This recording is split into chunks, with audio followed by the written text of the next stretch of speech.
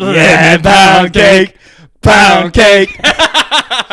Yes, the goblins are having lemon pound cake for breakfast, lunch, dinner, and fourth meal. As I navigate different seasons of my life, I find myself lost and alone. Lost and alone. That's not where I was going with this. Now all I eat, dude, and I'm not a sweet tooth person, is crumble cookie. You are a slut for crumble cookie, dude. Oh, dude. Have you ever? I love cookies. Have you? Now, what I'll do, though, is I'll bankroll the calories. So if I know I'm going to have a crumble binge, I'll spend 3 days preparing caloric. Oh, yeah. That's good. That's good. So I'll be a good boy. That's what Sam would tell you to do. The challenge, though, is it's when I'm feeling my very best that I make the worst decisions. Yeah, I couldn't Most people agree are more. the opposite. When they're feeling bad is when they make me. The second I've had a good week, everything's going right, the universe is in my favor. Full glutton. I take myself out at the knees. Yeah, no, I got to go full glutton. It's glutton maxing, if you will. I believe that's a TikTok term. I feel really, really, really strong about this. Okay, good. Strong. I want you to. I feel like strong. I want you to operate from a position of influence and power. Yeah. You know, I don't know if you caught my text, but I'd like to be referred to as G-string today because I am cheeky. I'm in pound cake. Pound cake.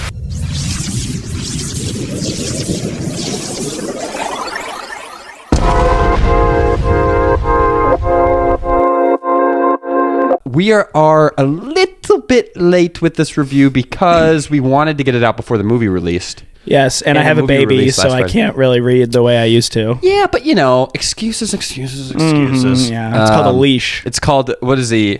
He's plenty old now. How old is he?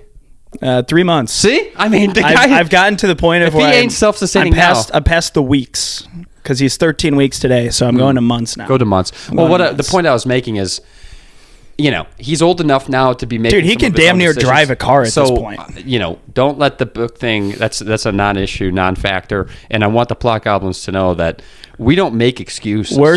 We are still stirring up the plot cauldron. But I would have liked it. We finished the book. We haven't watched the movie yet, so our review isn't going to be tainted by anything that happened. No on taints. Screen. No taints here. But anyways, so I'm realizing now that part of this review, I was kind of hoping to have you look on your phone and look into the movie. You don't have to do that now. Yeah, I'll pull it up. Don't be distracted by it until that point, No, I'm putting on D&D. Okay. Not to be confused with Dungeons and Dragons. I knew you were going to say that. So anyways, Plot Goblins, today we're going to review Project Hail Mary by Andy Weir. And it got a little weird. I think, so this was my first true sci-fi maybe. I've read a couple of others when I was a little bit younger. I'd say Red Rising is sci-fi. Okay. Well, this one felt what I mean by that is extremely science-based. Space, yeah. And science-based. Obviously, there was a lot of that throughout this book. So, which you told me I was going to love, and oh my God, it scratched so many itches in my brain from my physics days that I was just foaming at the mouth. It was fun. And the best part was that since I had that knowledge, it made it that much more exciting for me to read. Well, because I knew what I was reading. I'm going to want to pick your brain on some of that, coming from someone who's more of a, let's just say I thrived in the literature and the arts. I like the science part. I like the science part. So I'm more of, I like a little foreplay, wordplay. Oh. Okay. And I'm not so much of the math, science, geek, nerd talk. Nerd. Kidding. I was able to, I have some thoughts on the science bit, but let's go ahead and dive in. We're going to review the book. We're going to talk about what we liked and didn't, all of that kind of fun stuff. You can't dive into the shallow end or else you could become a paraplegic. That's true. So we got to go straight to the deep end. Well, let's go to the deep end. If we're diving, we got to go to the deep end. Okay, well, that's a fun starting point for this podcast. I think so. How about you tell me where the deep end of this book is, Wes, and then let's navigate the intricacies of such a wonderfully told story that is Project Hail Mary. I think the deepest end of this book was... I don't know. I thought the deepest part of this book was towards the end, as most books are, of when... you find out that Ryland Grace, the Ryan Gosling of the movie, does not have a choice but to get on this spaceship. And from day one, he was always getting on that ship. And, so I think that kind of changed some of the dynamic for me, was that he was kind of a slave on this thing. So that is a great starting point, actually, because that is the rising tension throughout this whole book. That's so as a reader, you're immediately subjected into Ryland's perspective, where he's effectively waking up out of a deep coma. And the book starts off, I'm a sucker for the first sentence of a book. I'm always so interested in, how does an author begin? What's the very first baby step that you take in this novel? So I'm a huge sucker for first paragraphs and first sentences. This is up there for me with what is 2 + 2. Yeah, I love that. That's just a really sick cold open. So immediately, dude, I'm hooked. You're diving into the deep end, not the shallow end. I loved that immediately. And so to bring it back to what you said, though, the whole point of this book is him rediscovering his past, because you later find out pretty that much his mind, wiped. it was wiped. Yeah. So that's how they got him on the ship, was by, they had imprisoned him, wiped his brain, and that they knew it was going to last through the coma and through his time to Tauceti. And so he wakes up and this machine is working on him. And so the whole book is him just piecemealing bits of his life, trying to understand where he is, what's going on, and who are these dead bodies next to me? I mean, it just starts off with such a major hit. And the whole book, in the back of your mind, it's fun that he's solving these puzzles, watching his brain work logically to solve these challenges. And he handles it with such grace. I was trying not to use that word because it's his last name, but he does. Yeah. He handles it with such poise. And he's so calm and he's so rational. Yeah. And so it's fun to see a scientist solve problems. In their element. And truly in their element. The whole time he's probably scared for his life, obviously, but then he's so impassioned by the challenge that he's like distracted by the peril. I think that's such a great point of... unless you are a scientist or you've had to solve some of these physics problems or biology problems in practice, whether that's in school or your job or whatever, you have no exposure to the thought process of a scientist and going through the scientific method. And it's a great peek behind the curtain of how that, how their brains work. He never overreacted, and at every step he was almost enthusiastic about the size of the challenge. Yeah, like he was like, I feel like I need to go to sleep, but there's so much science here that I want to talk about. Well, there's that, and then it starts off so early. Like he knows pretty quickly that he's not on Earth, which is crazy. He's like, how the am I not on Earth? Right. And then he's thinking to himself, I was a school teacher. Right. What's going on? Yeah. And then he slowly remembers the Petrova line. He slowly remembers, Astrophage and these different things. But it starts off, it hits you very quick with the solving problems thing, because he starts to remember he uses gravity. He's dropping stuff to measure how fast it falls. And he goes, wait, this is not Earth's gravity. Yeah, this is like we're at 1.5 gravity. This is not. And then he's our solar system. Not only is it not our solar system, he's like, we are eons from home, and we're traveling faster than any machine or spaceship should ever be able to travel. So he's able to realize this is not nuclear. No, and then he finds in one of his various screens that, he's been traveling for like 4 years or something. And he's like, this is, we're not in Kansas anymore. And the cool thing about it, man, is because he's so calm and seemingly unaffected by this startling news, it makes me able to stay in the pocket with him a little bit. Yeah, right. This could have been written as a horror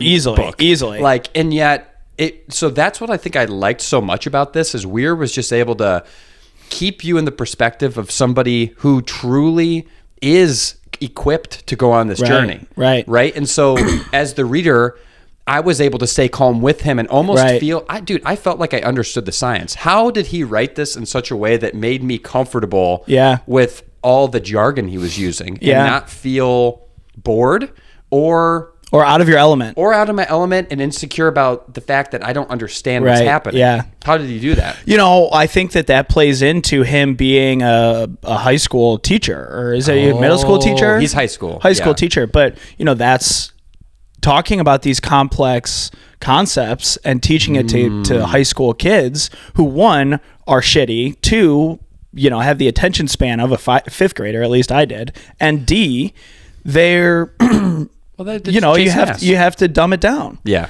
And I think that what makes him such a prime candidate for this problem solving.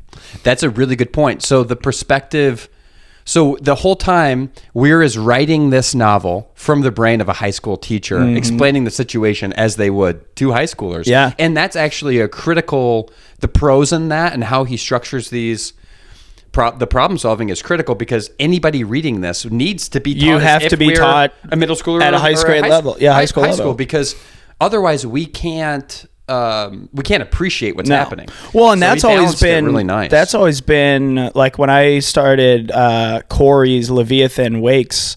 That was one of my gripes there with some of these major sci-fi books is that there is no hand-holding or dumbing it down where it's so complex. Immediately complex. Immediately where you're like, I as a reader can't even visualize the world that I'm in because it is so scientific and technologically advanced that unless you know what he's talking about, there's no way for you to conceptualize it. And that's what I think makes this so approachable and so readable is that they're very complex advanced technologies, but it's told in a way that is you can visualize it versus trying to have to like go back to your science book. Correct. And speaking of being able to visualize it, when I first cracked the cover, I saw the diagram of the spaceship and I was it's behind you. I was a bit intimidated at first because I'm like, oh no, like what am I getting into? This might be a little bit beyond me. But it turns out that's the only thing you needed.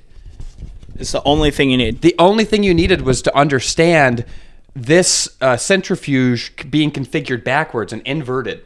Because obviously that's they refer to it a lot because that's how he replicates Earth's gravity in deep space at the speed that centrifuge. So that's all you needed was to understand the centrifuge. Isn't that wonderful? Like you didn't need, he just nailed it, dude. Like the only visual aid I needed was that, right? And then as soon as he explained it and I looked, I go, oh, I can understand this.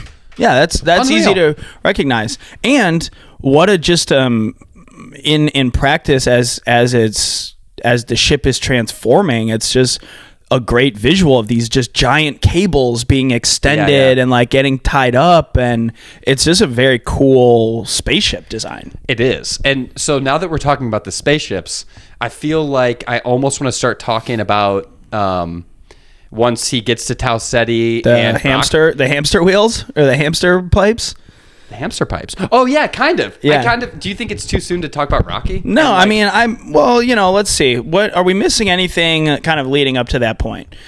I guess it's worth noting the two people that are dead in his ship and who they are, because that's a big part of the story, which we could maybe overlook. It's kind of a big part, but you know what was interesting? So up to the point that you meet Rocky, not too much happens in space per se, other than he's continuing to do different science. He's doing physics problems and to understand what's going. But he wakes up when he's already pretty close to Tauceti because the coma was designed that way. Right. So he only maybe had I don't know how many days, might have been 10, 15, 20 before he gets to the star and finds Rocky. Right. So in that time, however, that's a good chunk of the book. It's about 200 pages. It goes back into as he's remembering his past.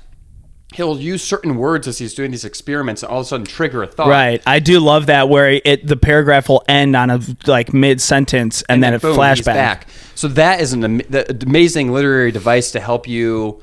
Well, it reminds you that you have amnesia and that you really feel like, you're there with him emotionally almost as he's rediscovering his past. But a lot of that happens. So if we wanted to talk about some of the revelations he's having. One of which is very quickly he meets Stratt. Yep. She was Russian. She's like Norwegian. She's Norwegian. Are you sure? Yeah, she's Dutch. Okay, so I think she's really Norwegian. wanted her to be Russian because you know who I thought. No, but she is like I'm pretty almost certain she's Norwegian. Okay. Do you want to look that up? Yeah. Because it's going to implicate who I think should play her in the movie. Because I don't know who plays her in the movie. Do you? No. But anyways, part of the reason why I thought she was Russian is because she's so domineering. Yeah, right. Her personality. Yeah. So let's talk about that. She's Dutch. She's Dutch? Okay, yeah, she is dude, Dutch. that seems I don't know if Yeah, but I mean, I don't know if you know anything about the Dutch. They're very direct. Okay. They're very direct. Hit me with that Dutch. Max Verstappen is Dutch, and he is the most direct, very dry How am I supposed to know humor. who Max Verstappen? Max Verstappen, he's like the number one Formula One driver. I knew it. I knew you were going to bring up Formula One. And he's very direct, dry humor, and it's now that I'm putting those two things together, it's the only other Dutch person I can really think of. Okay.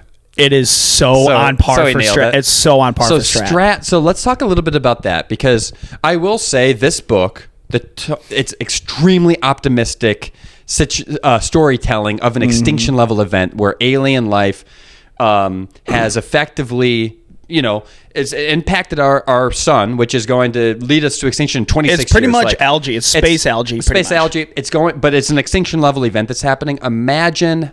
Like, the world could have responded to this in a million ways. The way that Weir decided for the world to respond to this is the 1 in 14 million. Mm-hmm. And I'm quoting Marvel. Yes. That was a Marvel callback. So the way that we responded was flawless. It seems a little bit too rose-colored lenses to me. Very PG almost, like the perfect response. But the world allows one singular person to usurp all law, but they have, in that situation, they had to respond so quickly, they didn't have time to not figure this problem out, or everyone in the world would die. So they all joined forces. They allow Stratt to put together a team of all of the best scientists in the world, some that specialize in microbiology, others that specialize in other things. Propulsion, and somehow Ryland ended up writing this paper, right, before he became a teacher, that talked about being able to life does not need water. Life does not need water, and that is the fundamental belief of all humanity: is that without water you cannot have life. And the reason why they thought that was impressive was, one, because he was the only one espousing that sort of viewpoint, and the scientific community had hated on him for it to the point where he left. Science to become a teacher, and Astrophage was able to survive on the sun. So the idea is, how could you survive in that climate without water? Or it would kill you. Right. So something about that made them decide that Ryland was the right person for the job. This is totally jumping around, but I don't know if I'll make it back here. On that note about the paper, towards the end, when Grace is realizing that Stratt is going to force him onto this ship, she goes, "Dog, you're a quitter. You gave up on your research paper. You gave up on science. Like, you're giving up now, and like this is like your only choice at redemption. And whether or not you choose to take it, you don't have a choice." But yeah, I just thought that hit me hard when she was like, "You have given up on everything, and you were right pretty much the whole time, and so you're gonna let this fleeting moment pass you by." Well, he wasn't, turns out, right about the water piece, right? But to not, that doesn't like sully your point. No, at all. but she's not, so here's a thought that I do have on that. When I read that, I agreed with her. In hindsight, I disagree with her. I agree with Ryland. And that's what I told you. I literally had a dream about this last night. For weeks and weeks and weeks, since I've read the book, I have been going back and forth. Do I like the ending of this book? Do I like Ryland and who he was in those moments? It was so human of him to not want to go, and to, in that moment, allow to know it's a suicide mission. Right. Like, think about it. Of course you're not going to be amped Put up. your hand up and be like, yeah, I'm ready to go die. If that was what you were being called to do, you're like realistically not going to do it. But then also, she's saying you quit on everything. It's like, well, the realization I had, and the reason he even decided to stay on Erid with the Eridanis. He decided to stay there rather than go home and be Eridians. Yeah, the Eridians. He decided to stay there. And I didn't like that, actually. I didn't either. First, I didn't like it. But then I realized you have a choice in life. Be who you're supposed to be. He's supposed to be the scientist. He's supposed to be the published person who saves the world. It's not who he is. You get a choice to be who you are or be who you're supposed to be. Yeah. And in that moment, he is a teacher. It's what he loves. So he chose him. Yeah. I guess you're right. Yeah, so he did. I kind of like that, man. It's like, it's such an authentic response. So that is twofold though, because he stayed with the Eridians because they were going to help him build his ship to go back. They also accepted him to be a teacher and nothing else. Yeah. No, okay, yeah. It's. I guess I haven't reflected on it as much because when I closed the book, I was kind of bummed. I was bummed too. I didn't like the ending. So I've done a full 180. And part of it was talking with my cousin David about this, who had a slightly different perspective. And then as I've sat with it a little bit, I go, you know what? Yeah, that is how it should be for Ryland. Yeah. It's not the hero ending. It is who Ryland is. It's the destiny ending. But also, it's Ryland being consistently himself throughout that whole experience that allowed for the preservation of all humanity. Had they tried to turn him into what he was supposed to be, he may have made choices that did not truly end in all staying true to himself is what saves humanity. Every second of the book. It was amazing, like how he stayed in the pocket of Ryland's motives as a character. So that's what Weir did really nicely. He wrote a very believable character that stayed true to himself the entire novel, while also getting you to root for the bad guy a little bit. Like you kind of Stratt and rooting for Stratt's vision at the same time, it's based because in that's about saving humanity. It's the same reason why you can also understand Thanos's perspective, right? You know, like they're not coming from a place of like pure absurdity. Right. She's saying, "Hey, this is an extinction level event. Your own will doesn't matter. Like your choice of whether you want to do this or not." This is no longer about freedom. This is about all of humanity. So you have a skill set that has to be used, whether you want to or not. That's her perspective. Yeah. She isn't wrong. Yeah. Right?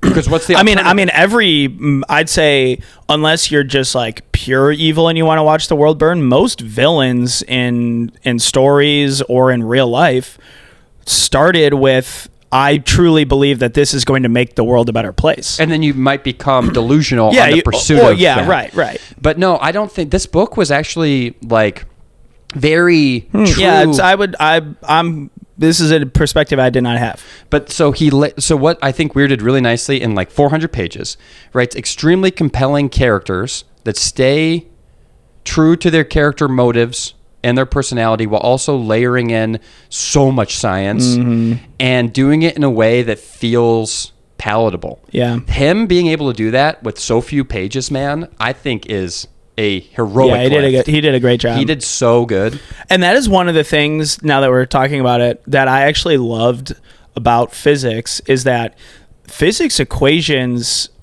in general are very simple. There's a handful of variables that you have to solve for. Force equals mass times acceleration. That's three variables that you have to solve for. But the equation to figure out acceleration is another equation, and so you have to solve for that variable. And so that's what's so cool about physics, is that they're very beautiful equations, but having to solve for every variable is what could take you years and years and years, and so much science. And I think that he was able to really lean into that and not go deep down that rabbit hole, where he kind of took it at the very beginning equation, which allows people to at least play along, versus having to understand that acceleration is a very complex equation. But if you just know acceleration, it's easy. Yeah. So that's a good point. Like, I think he mirrored the essence of like the science and physics and whatever that community, the DNA of that pursuit of science is interwoven into these pages, which I thought he did really nicely. And you have a thought? Oh yeah, I mean, this is just like an afterthought. If anybody that is watching this can put together a 30 to 45 minute video on YouTube going equation by equation, scenario by scenario, and explaining it, I would pay you money to film it. I scoured YouTube trying to find, true science-based explanations, not necessarily debunking what he was doing, but being able to visualize the equation and the situation at hand. So if any of you all can do that, well, they could probably use AI to help with that now, but that would be interesting. See, for me, it was less about the validity of it and just more that it gave me, like, for me, it just gave me a believable bridge to understand the scenario. Right. It makes the scenario so much more digestible when there is some sort of math behind it, that whether or not you understand the math, you're like, he's not just making this up. Yeah. It made it believable. So, and it's an impossible for me, in the life that I live now, and I don't read a lot of science fiction. This seemed it was so otherworldly. Right, yeah. Where it's like, you literally, it was brilliant. Like, I thought the whole Petrova line thing was really cool. You have this alien algae. Mm-hmm. Right? Yeah, that's how I viewed it, as algae. Algae makes sense to me. And it is, I'll try to retell this. I'm probably going to get this wrong. It's this alien algae that is feeding on stars. It's on stars. It goes to the stars, it feeds, and then it goes back to a planet that is rich with carbon dioxide and reproduces, multiplies, and then goes back to feed. And so it creates this system of feeding and multiplying that at some point, as they multiply, there's so many of them. Yeah, it's like the same thing as geese. It starts to kill the sun. Essentially geese. It's like space algae geese. Why? What do geese do? Well, don't they fly south for winter? And, they migrate. And they migrate, and I'm assuming that they're eating and multiplying and then coming back to their hometown. It's a migration. Yeah. So that's the word you're looking for. Yes, migration. They feed until they get what they need from the star, which ostensibly is not on the planet that has where they want to reproduce. For whatever reason, there's a requirement for them to reproduce on a planet. Right, yeah. So that's why they had come to Earth. And basically, there's so many of them now that it's overtaking the universe, effectively, except for one star. And so that's what creates this mission, right, is Tauceti has a Petrova line going to it, yet it's stable. And so they're like, well, wait a minute. Is it immune? Yeah. Is it have some sort of defense that's allowing they're leaving Tauceti, but Tauceti is not reducing its energy. Yeah. And so that's critical. So they go, well, if Tauceti isn't reducing in energy, maybe the secret. That's why we got to go there. So they go to Tauceti, and now we're back to Rocky. Mm-hmm. Can we go back? Yeah. So now we're back on Tauceti. He gets there. A little closer. Sorry. He gets there, and then he... Here, you can be more comfortable now. Okay. So he gets there, and he's trying to assess to make sure, is this astrophage here? Like, he's doing some experiment, and I think he observes frickin' a spaceship. Yeah. Yeah, off in the distance, he sees... Like something irregular. Yes. An anomaly that should not exist because of the flat surfaces and the geometry of it all. And then he realizes that they are traveling at the same rate of speed, so it's not coincidental. It's not something just floating in the atmosphere. They're traveling at the same rate of speed. It's not a cosmic coincidence. Correct. Yeah. Cosmic coincidence. Wow. That'd be a great book title. Or a band name. Ooh. I'd get a band tee with Cosmic Coincidence. Dude. That's hot. That'd be a great pop punk band. Speaking of... It's a hot shirt. Caps and Cosmic Coincidence. That's a hot CCC. Shirt. But anyways, so it turns out... Triple C. It is an alien. And so that's another really cool thing about this is you get to experience like Ryland's perspective of alien life for the first time. Like first human encounter of alien life is this high school teacher. What a cool plot. Some guy that was in the middle of nowhere teaching whatever ends up in this impossible scenario where he doesn't know why he's here. All he knows is that he's meeting an alien, and he knows he's human, and that this is and awesome. And he's not afraid. He's just so enthusiastic about the potential. He's like, because then in that moment he realizes, oh, you're trying to solve this problem too. I'm alone right now. And what they realize is that this mission was never designed to be a solo mission. You always needed something like that to happen, right? That was a really good... Well, they needed each other to solve that problem, basically. Well, the mission was certainly not designed for them to find Rocky. Well, it was designed to have multiple scientists on board. Yes, correct. So to your point, it was never designed to be a one-man show. Yeah, it was supposed to have different perspectives. Like, Ryland, I don't think he's a genius. I think he's brilliant in his field. No, he's not like a superhero. He's a regular. He's like a scientist. He's a problem solver. And so the fate of the world's in one person's hands. While capable, he doesn't have everything. He doesn't have all the skills he needs. Right. And so throughout the book, you're thinking, how's he going to do this? He lost like the two other pieces of the puzzle. Right. The captain of the ship died. The captain of the ship, and then the biology expert. So part of me is like, was this plot armor? Yeah. You know, like, how are you allowing him to have no issues? Mm-hmm. Right. And then he meets Rocky. And now it's a little bit more believable that they're going to be able to solve this problem. Yeah.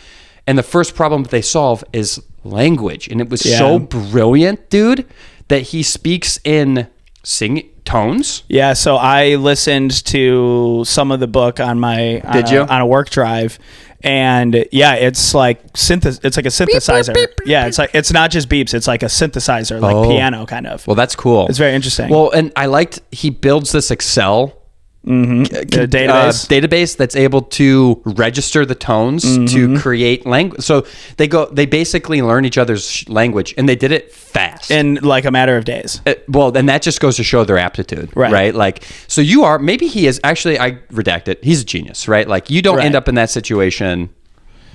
Yeah. If he's not a genius, I don't know what is. Well, and I think that begs the question of, we maybe view geniuses in that are experts in some complex field, but that genius just knows how to solve problems in their specific field, and it makes sense why he's a high school teacher. Yeah, they say that, like, isn't the highest IQ person like a bartender or something? I mean, probably.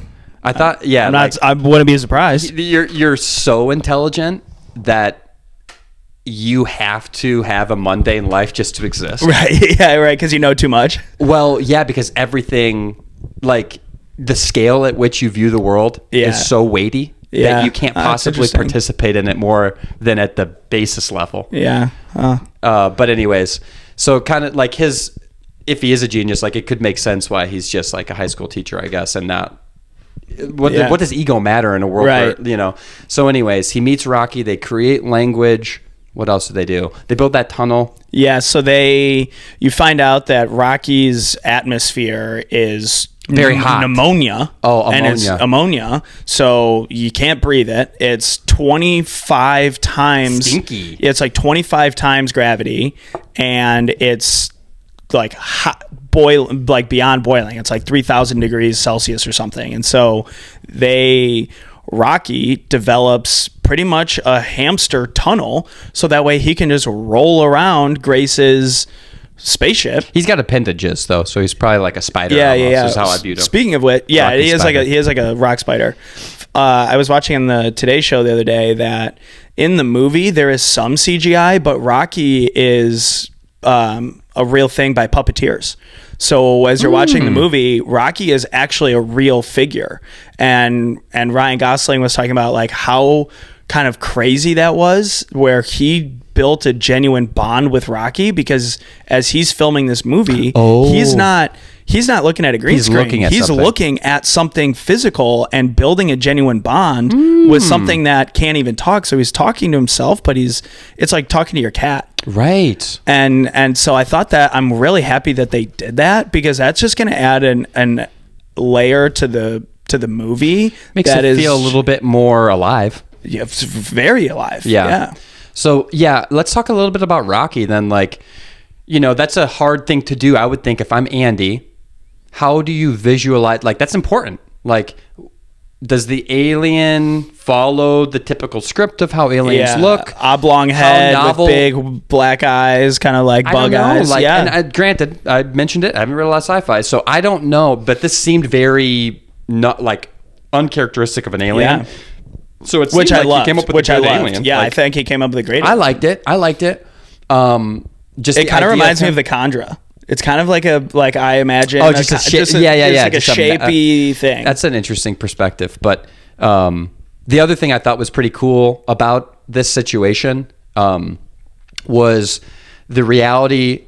Like as Ryland's thinking about it, he's like, well, they're no more advanced than me. Like, he thought that he would meet an alien that would be much more advanced. Yeah. And And the reality is, the more advanced species would have already solved the problem. Right. And so it would require somebody, another species, alien species of equal or lesser intelligence, who would have to travel out there to figure it out. And what's so interesting, I thought that was kind of cool, because their societies almost mirrored each other, except for the fact that they hadn't figured out general relativity. Right. Yeah. And that's why everyone died on board. And that's what's so interesting, is that they're equally as smart in other ways, right? Different ways. Complementary ways, too. Very complementary. You know, Rocky, their society is essentially like engineering masterminds. Engineering, yeah. You know, and he's more like theoretical science. And then Rocky sees through sonar and can't even comprehend. And that's why they couldn't see the vision. what do they call UV or whatever? Yeah, right? right. They couldn't. Is that what killed them? Was the UV or ultraviolet or some sort of ultraviolet is what they were seeking. Like that's what they or like seek. Because they can't see though. Oh, well, wait a minute. They don't have the same atmosphere as we do or something. How did they? So they knew about Astrophage. Well, they knew about it, but I guess what I'm saying is, remember, everybody on Rocky's crew died because they didn't line. No, ship with Astrophage, which stopped some sort of radiation. Radiation. They got radiation poisoning, and they didn't even know radiation. They didn't know about radiation, but it's because they can't see, right? Or like it was. I just maybe it was just something that's just foreign to them, because you can't see radiation, or they didn't have the instrumentation to be able to see that, right? And then they had way more fuel than they needed because they didn't understand time, dilation, right? Remember? Yeah. And so that having that extra fuel is what like ends up helping them out, because the Tauamoeba ends up eating a bunch of the fuel. So dude, he layered, like, sometimes an author, you can tell, is trying to find a means to an end with, like, they know where they want to go, they don't know how to get there, so they have clunky plot. Right. Yeah. It just feels like it's dropped in there. Because they have to. Right. Almost, I hate to bring up another book during this, but a little bit like Strength of the Few, where there's a few moments where it's dropped in just to get to where you need to go. Yeah. At no point did I feel like he just slipped something in to end the book. And that's such a good point. I think that's actually why I really like this book, because that's been some of my gripes with some of these books we've read recently, is I'm loving it, don't know where it's going to go, and then I read one page to tie it all together, and I'm like, it just feels like kind of a cop-out, and at no point did he do that. No point. And so it's like, it all made sense. The reason why Rocky had more fuel, and they were able to still, in that situation, survive. And I think he ends up bringing fuel over to him. Like, it was so rational from the beginning, how everything tied in. It's just brilliant. And that, not to skip over, I used the term Tauamoeba. Essentially the predator to Astrophage. And that was cool too, wasn't it? Like a microcosm of evolution and just how things work. Like, of course that was how this was all going to play out. And so that's how they find out at Tauceti.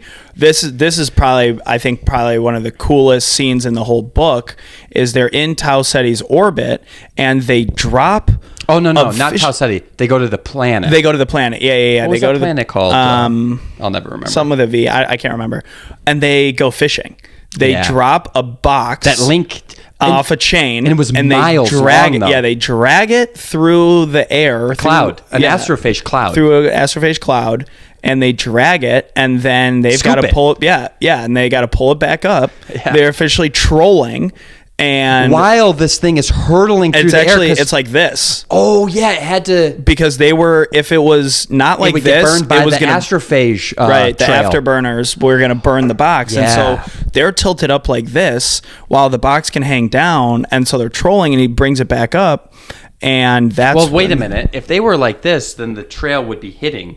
It's like at an angle like this. It's at an angle, because if they were going like this, it was going to be going too fast. Or was it like this, Wes? Because at some point they had to get this done quickly. It was either this way or this way. Well, think about it. Wouldn't it have to be this way, because the trail would need to go away from the links? But if it's hanging straight down and it's going this way, then it's still going to be away. But wouldn't there be some sort of sway to the line that would bring it in? Yes, but I think that they calculated that in the speed. Okay.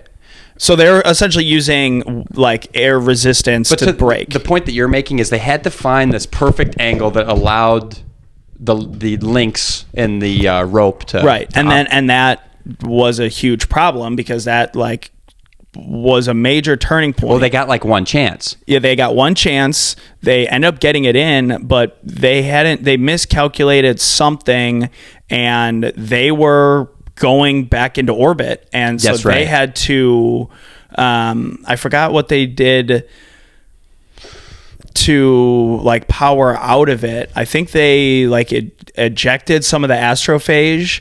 Oh, they lost like, shot them one out. of the burners, maybe, or something. Yeah. I can't remember exactly.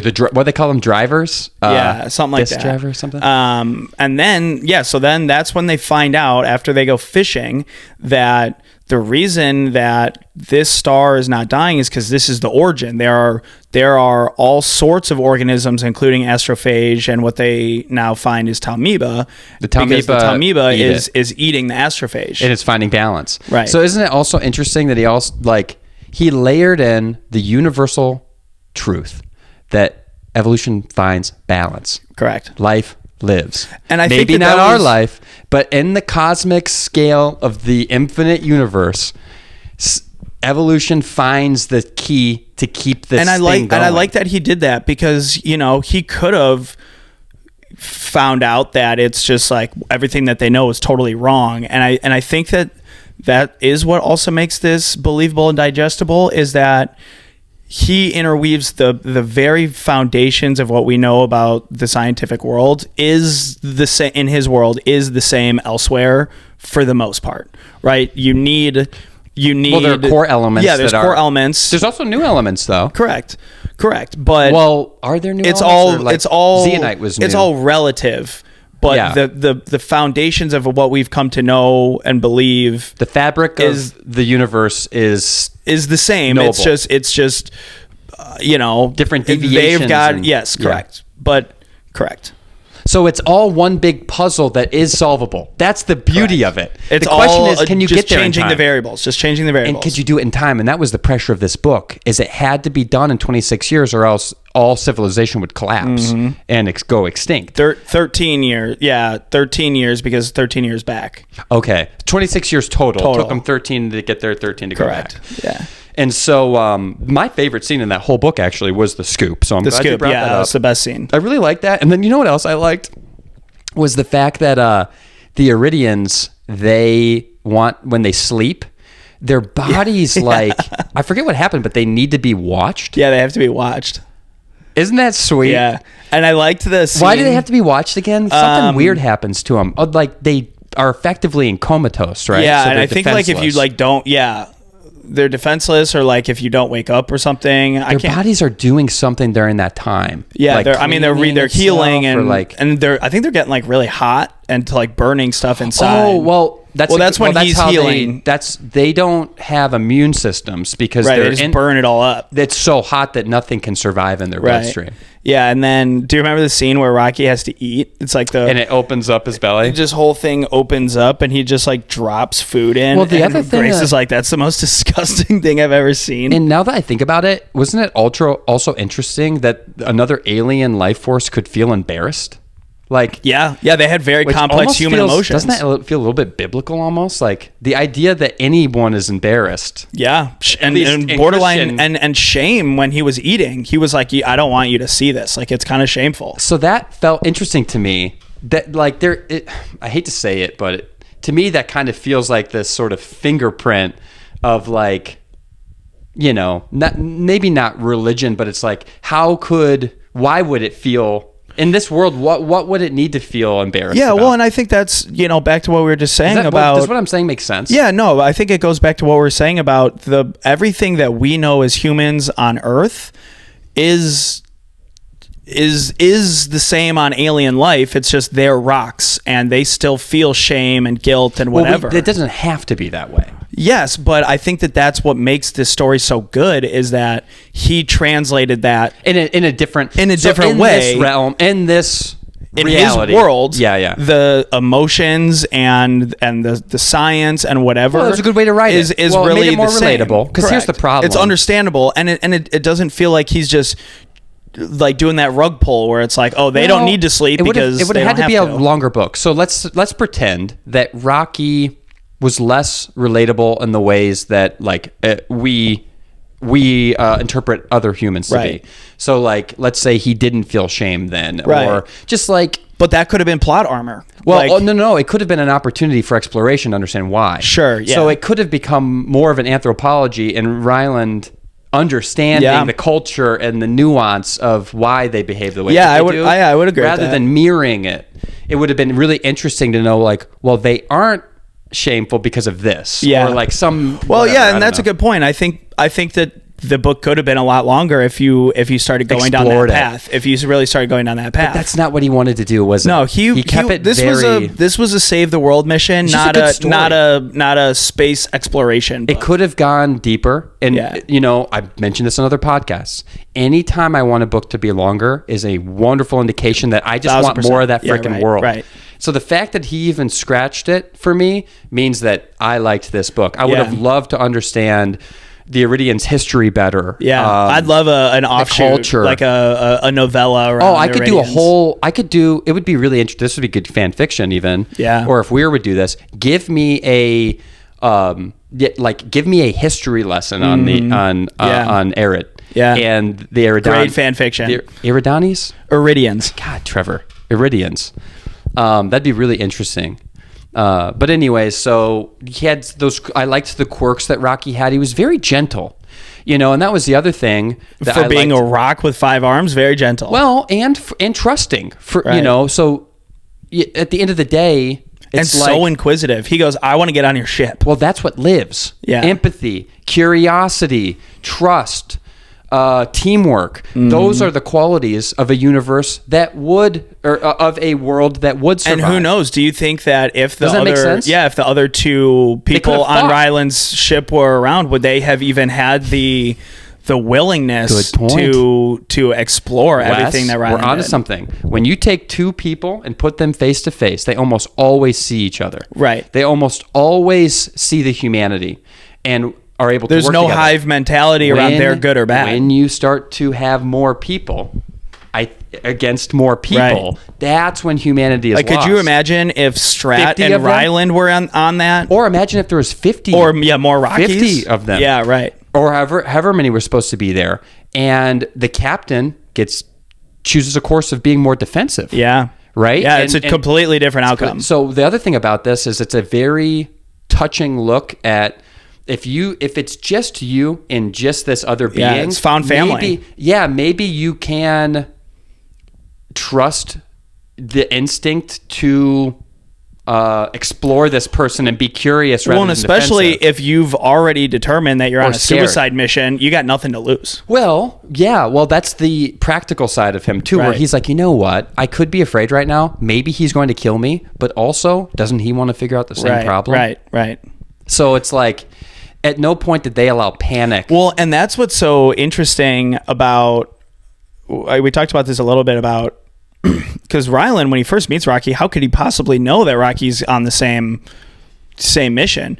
And Rocky sends him a diagram of Tauceti. Tauceti, Yeah. and like where they are, and Ryland has to figure out like, what the hell am I looking at? And he Yeah. realizes that they are It out was a here doing the diagram same of thing. solar system and the Petrova line, remember? Correct. He made the line to his planet. And that's another good thing. He kept on sending these models over to figure out. Rocky wanted to go aboard his ship and needed to figure out the composition. Or no, Ryland was able to assume that Rocky would need that information. Correct. So he sent him a piece of the ship. Yeah, And in order to dock. Brilliant. Yeah, So yeah. it's just like he goes knew out there that and whoever was on that ship would be equally intelligent. Yeah, enough he goes to up and figure it out. chips a piece of metal off of his Dude, ship and sends it over to him. Everything about it was so cool to Yeah. me. Like, I'm gushing over it. Yeah, no, now it that is I'm good. thinking back, that was a really good scene. And I'll tell you what, man, that is one of the reasons that I absolutely love this podcast, because throughout the book, I think about these things, but depending on the book, once I put it down, I don't think about it that often. But coming back and sitting in this chair and talking about it out loud, it gives me such a different appreciation for the book. Sometimes it confirms how I felt, or sometimes it totally shifts how I feel. Yeah. Because it's such a great outlet to really explore the author, because I think a lot of people that read for entertainment are purely reading for entertainment, and they Yeah. don't really think about the complex concepts that are being presented to them. Yeah. Well, and that's what makes it fun. Yeah. Oh, I love it. It's added fun. But yeah, just to think a little bit more about like, I think for me, what I loved the most about this book was the problem solving. Oh, 1,000%. That was number one for me. Number two for me was how he wrote the alien. Yeah. I liked how he wrote Rocky and the characteristics that he chose Rocky to have. Mm-hmm. And then I also, in hindsight, liked how he wrapped it up. Now, before we talk about the ending, I do want to talk about what ended up being the climax of the book, which was him. To me, I think, tell me if you think the climax was a little bit different. It's a little bit multifaceted, but there were effectively two climaxes. The first one is basically in hindsight when he realizes that he was forced into he was forced. Yeah, I would say that's number one. And he realizes that's happening while he's aboard the ship.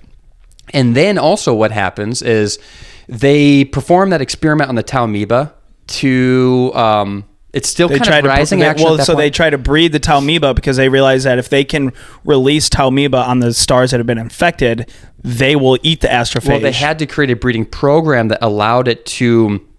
So Eridani's Eridians.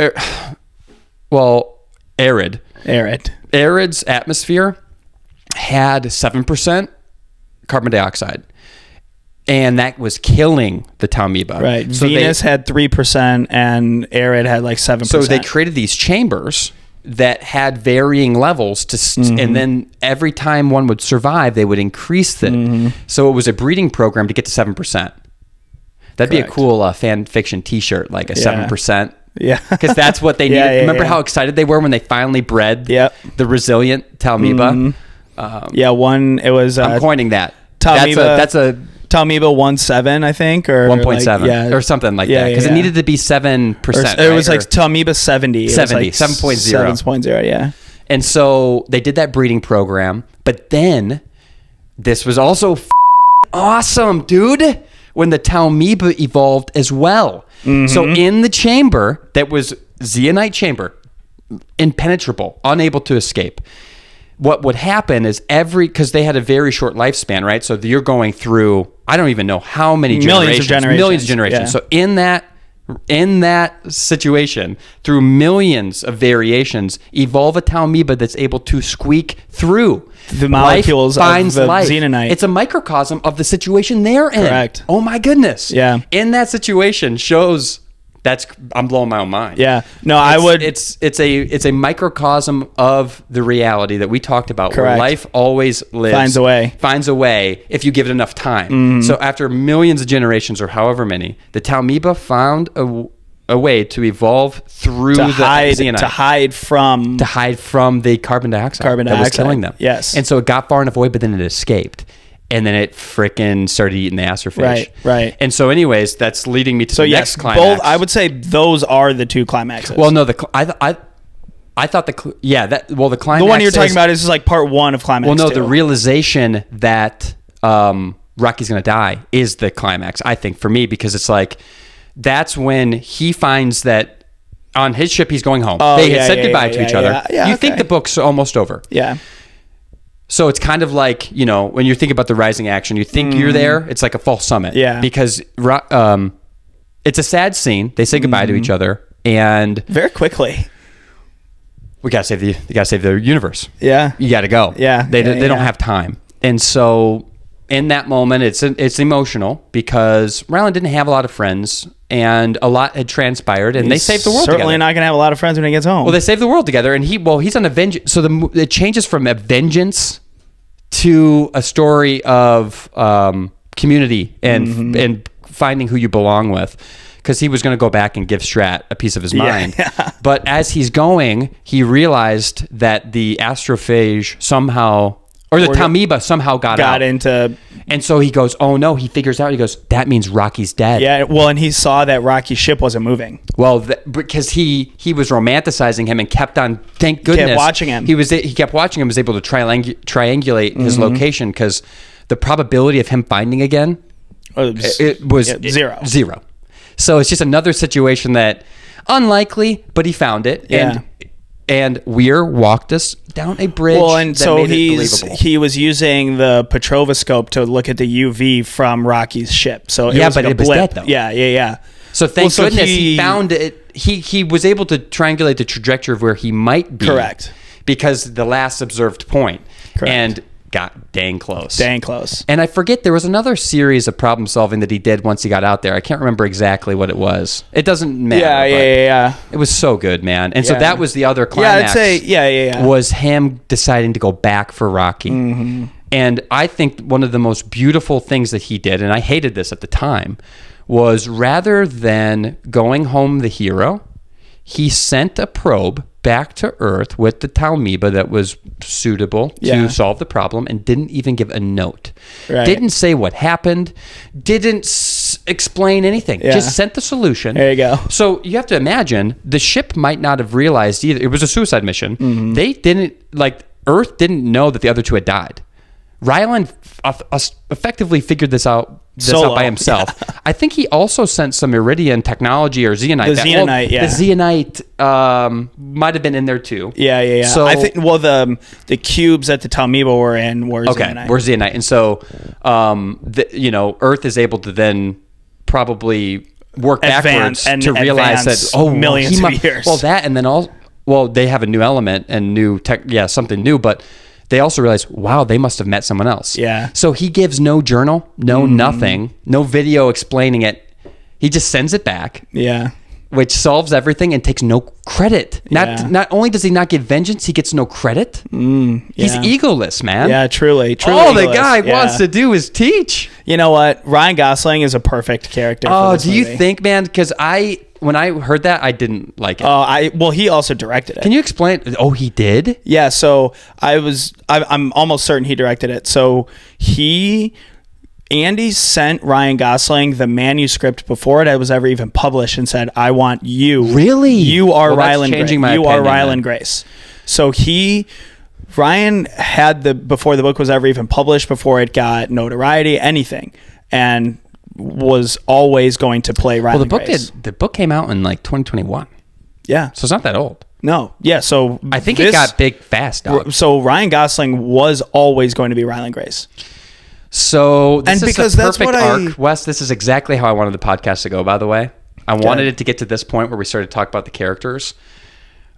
Why Gosling, man? And I'm not shitting on him as a actor. It's just don't you think it could be an opportunity for somebody new? For God's sakes, I mean, he's a megastar, and I know you want to make money in the box, and it's a complex system of everybody's got to get paid. Yeah, I don't necessarily. I wanted more of a nerd. I don't think I agree with that. I think you don't want a nerd because he's too attractive. Ryan fine if that's your thing. Well, don't you think? No, I think Ryan Gosling is just a sweetheart high school teacher. He's got long hair in the movie. He's just an average guy.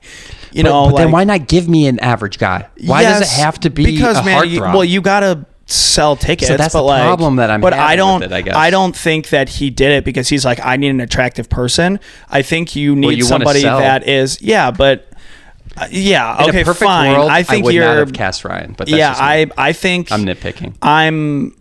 I also haven't seen the movie. I'm justifying it because I can't think of a better character, or a better actor. Well, that's what I wanted us to figure out. I really like him. I'd rather have him than Matt Damon. You know who I would even want? Matt Damon was the Martian, but you know who I wanted, and you're gonna hate this. Dude. You're gonna hate this. Daniel Radcliffe. No, I wanted Tobey Maguire. No. I love Tobey Maguire. No, I want Mark Ruffalo. Mark Ruffalo? Yeah. I mean, I like Mark Ruffalo. Mark Ruffalo. I think but he's already a scientist in Marvel. Good. So you can't do that. Yes, you can. Do that? No. Why not? No. Why? I mean, I see where you're going, but I'm just saying he's unassuming. He's quiet. He is peaceful. What about calm. Benjamin Cumberbatch? Nope. Too ego driven. Too ego driven. Okay. So to make all decisions that Ryland made, you have to be, you just have to be so special. You have to be so selfless, and so you almost need a personality that is soft yet but that's enthusiastic. That's Ryan Gosling. Is it though? Man, he's in, The Notebook. He's just like the soft guy. He's a bit too eccentric, though. Have you ever seen? Well, Ryland's is a little eccentric. Yeah, he's a little eccentric. Okay, but so do you not like Mark Ruffalo? You hate that? No. Some people hate him. No, I do like Mark Ruffalo. I would have considered him. It's interesting that we're having this conversation because you are just so not like a Hollywood guy that like I can't believe that you even had another option. Well, I finished the book a while back, yeah. So I've had a lot of time to think about what we might talk about. Yeah, that was the only other thought that I had because I've talked with a few of our mutual friends about this. Yeah, they all hated on me for not liking. Yeah, no, I'm looking at him. Like you said, a soft, lovable kind of guy, but has that anger in him that can do that vengeance piece that I think he's a great actor, and he's also directed it. And so, well, I need to watch it before I do believe though that there's a decent amount of humor in this book. However, that you kind of need somebody a little bit funny, and that can kind of break that fourth wall of like humor and dragging you in, of making light of a very serious situation. And I think Ryan Gosling does that well. Of you're just like, it's a complex situation, but you just kind of love him. You're making me a little bit more. He's a little goofy. Like, he's a little goofy. Goofy is an important aspect, too, because it's almost like, I don't know if it's goofy or if it's just like, I think sometimes when people are so smart, they struggle.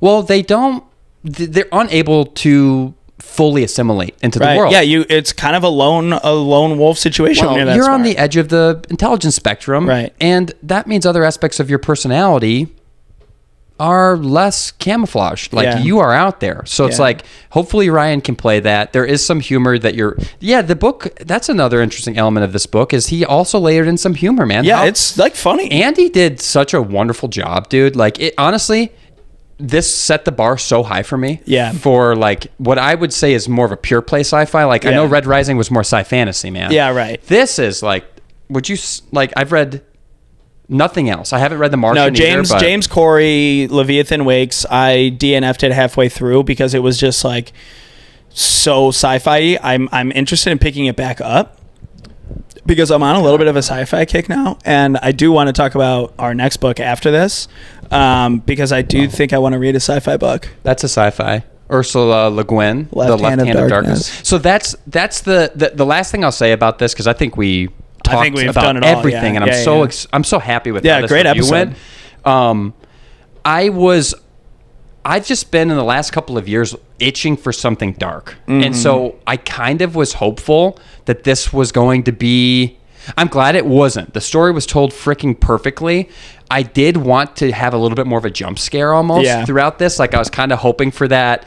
This just read as a very cozy story for me. It is cozy. It's exactly how everything you'd want to go in that 1 in 14 million scenario. Yeah. But I was expecting a little bit more like consternation maybe, or strive for like. Well, I think a little bit of that with Stratt, I guess, but Yeah, I think normally you and I talk a little bit more about the books that we're reading before we film.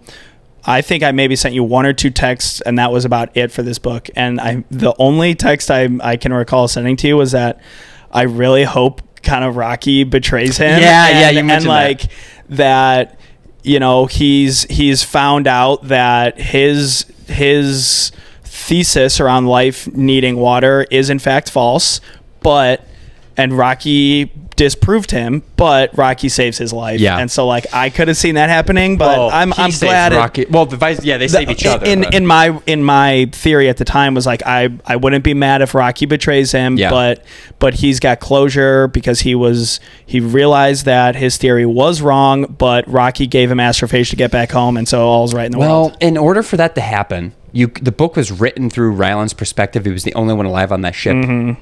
You can't kill him. Right. You can't, you know what I mean? Like, you can betray him. Rocky could have betrayed him. He could have, yes. And said sayonara. A thought that I had was, it would have been interesting. This is not how the book should have gone. It was perfect. But it would have been interesting if what Rocky needed on his planet was an ingredient that Ryland had. And they were hunting them. So it wasn't that they even needed to go to Tauceti. They needed Ryland. Yeah, right. Him. They needed Ryland to get closer to Erid or something. Maybe, or like for whatever reason, or that they needed to get back to Earth somehow. Kind of a Trojan horse situation. Yeah, something like that. I was wondering if, or if they had made it. They made the Astrophage. Yeah. And they were trying to take over like I thought about that like to your point I've come around on the ending after talking with you, but it was a happy book. I liked it. You want a happy end. Like people I think inherently need a book like this right now. Like this is just a good book to read. And I also like, dude, you didn't need the romance. You didn't need the relationship was between him and an alien life force. One thing we did not talk about just on the romance piece, the two scientists that were just unabashedly shagging. They're just like, okay, so after this meeting, did you want to meet up and have sex in the hallway? So and Ryland's like, what? Beep boop beep boop. Beep, boop. Yeah, they're just like freaking calculators. Yeah. Well, and then the Astrophage, it turns out, is incredibly explosive, and it blew up horny. Remember, it blew them up. Yeah. Oh, yeah. They made a mistake in that lab. The Russian blew up the lab. You know who I was thinking? Because they gave him like a milligram of Astrophage instead of like a super microgram. And in that moment, they realized, what power do we have? So isn't it interesting that the problem was also the solution? Yeah, kind of. Astrophage was the problem and the solution. Yeah. It was the power that destroyed them and the power that got them to figure it out. It's very interesting. That is interesting, right? Live by the sword, die by the sword. Oh, man. And isn't that life, too? The problem often is the solution. Occam's razor. Dude, he just kept... Everything about this book is I think what I'm realizing, harmony. Yeah. That's the other thing. Like, he just nailed so many elements of this. Yeah. But I do like that at the end of the day, I like that Ryland was content with who he was. He chose not the life that he should have had by all intents and purposes. Honestly, he chose the life that he... like the life for him, and didn't even choose the life that he was thrust into. I mean, he adapted. He found himself and found a perfect happy medium, and didn't have regret. Mm-hmm. Like he just chose him. I just love that, and he didn't need anyone, man. No, like he was just so content in the life of. He would rather teach a bunch of rock aliens than go back and see Stratt. Yeah, it's like, man, you could probably even like dig into his psyche more than what we did. But anyways, man, I think we did this book justice. Yeah, I agree. Is there any lasting comments you want to make, or are we good to? I mean, my last comment is we gotta rate it. Dude. Yeah, we gotta rate it. If I was ever, if and when I mentor somebody, I think this is a textbook on problem solving that is unlike any self-help book that you could read on. Keeping your thinking cool. logical, being calm, cool, and collected, and using general problem-solving skills to really navigate complex, earth-shattering scenarios. I thought it was a textbook on problem-solving, and I think anybody should read it from that perspective alone. And on like psychology, there's a saying in fishing. It's like, for ice fishing in particular, if you've got your line in the water and you pull it out and the bait's gone. The perspective could be, my bait's gone. Something, I'm not going to catch a fish. Mm-hmm. The other perspective is the bait's gone. Fish are there. I get to be here longer. More beer. I can eat them. Yeah. You know what I mean? Like I can live. Yeah. So the bait's gone. I'm in a survival situation. Right. I'm going to die. The bait's gone. I found the fish. I got fish so here. You always have to have like there's always a way to fall forward. Mm-hmm. The way to fall forward when the bait's gone is to know the fish are there. Try again. Mm-hmm. He always like in moments of peril where you could have caved, you could have thought negatively. Yeah. He continued to find a way. He found 1,000 ways to not make a light bulb. And that's the human spirit, right? And that was also Erid's spirit. Mm-hmm. The species that survive are the ones that always find the silver lining. Yeah. And so this was a silver lining book, and I'm glad it ended on a positive note. I think that's it a rating. That's a certainly best way to end this podcast. Damn. Rating 8-9.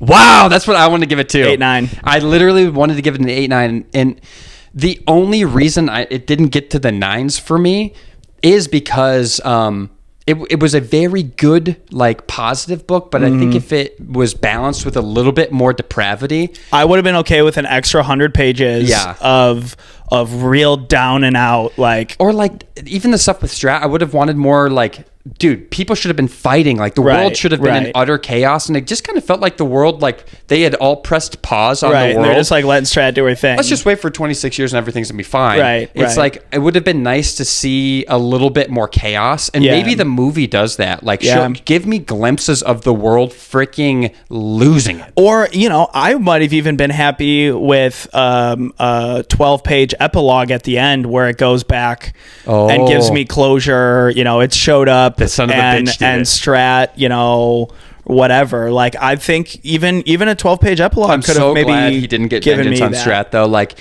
that is, and while I wanted it, I'm so glad he did it. And maybe not even around Stratt, but like a little bit of closure on what happens on Earth would be nice. But I like that it's up to the imagination. Well, like, they know that the Earth is still there because they can see the signature. Oh, that's right. That's right. So they do something to realize, like, he did save it. Yeah, he doesn't need any closure. That's the beauty. The closure is already within you. Yeah. If you choose to live for who you are and not who you should be or who the world tells you to be, then you have the closure. And it's truly the belief that he did the right thing and that it all paid off. And that it all paid off, and he needed nothing more. Yeah. Wow. And also he stopped beating himself up. There was a moment where he almost decided to. He's like, I was so weak in that moment to not want to save the world. Yeah, his personal growth is tremendous. So Andy Weir, I want to give it an 8.9 too. Just to go back, like, I was going to say that independent of your rating. Yeah. It was such a good book. Yeah, 8.9. Andy Weir, thank you, because I thoroughly enjoyed that. I cannot wait to watch the movie. Standalone novel. You need nothing more, nothing less. And I definitely want to read some of your other books. On that note, what's next up on the docket? So Wes and I have, I don't know if we've completely agreed on this, but we've put Hyperion at the top of the list.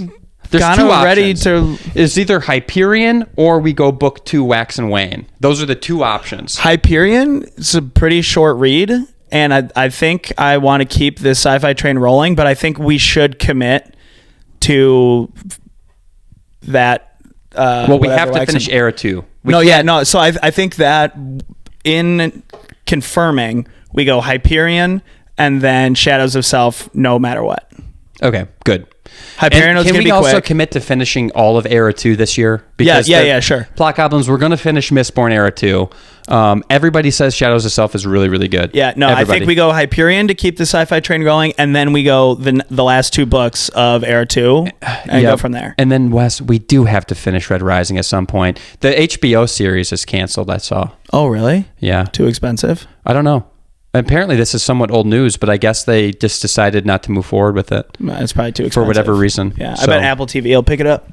I think that's a great plan. Hyperion, Shadows of Self, Bands of Mourning, and that will take us. You know what else we have coming is book 8 in Matt Denham. I'm still dragging through Butcher's Masquerade.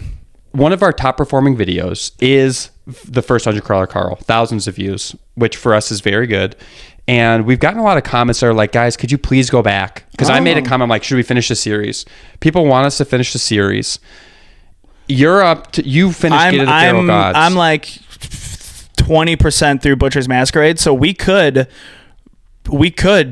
definitely film an episode on the first 4 books. So what I want to do, because I've read all the books, but I've not listened to any, and everybody says you got to listen. So I'm going to go back, listen to them, and that's going to jog my memory, and I can take notes because I hadn't. What we could do is we could do a 2-part series where we do parts 1 through 4, or we could do an episode on each book. I mean, I think we should do each book. And here's the other thing.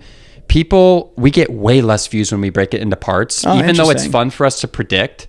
I've noticed, like, we get especially after the first part, once we do the second part, it drops off. It drops off big time. All right, that's fine. And if you think about it, we're asking them to commit to another hour of it's the same material. Yeah, I agree. Yeah. So unless you really hooked them in the first part, like people are like, I'm not going to do another hour. Yeah. Well, you guys chime in if you're watching this and you got here. Let us know. For Brandon Sanderson and stuff, that's different because those books are so big. We can't do it all on one. Right. But for these, you know. Oh yeah, we could definitely do one. Okay. Cool, yeah, man. I'm down. Well, we did it. Wes, as always, amazing time. I love it, Mr. Goblin. Plot Goblins, thank you again for tuning in here. Just get out there and stay curious. If we've learned one thing, continue to prevail, continue to look at the world through an optimistic lens and know that you can do it. You can make it. Seek out problems, try to solve them, and as always... And you know what? Be yourself, huh? Wrap up your day with lemon pound cake. Pound cake.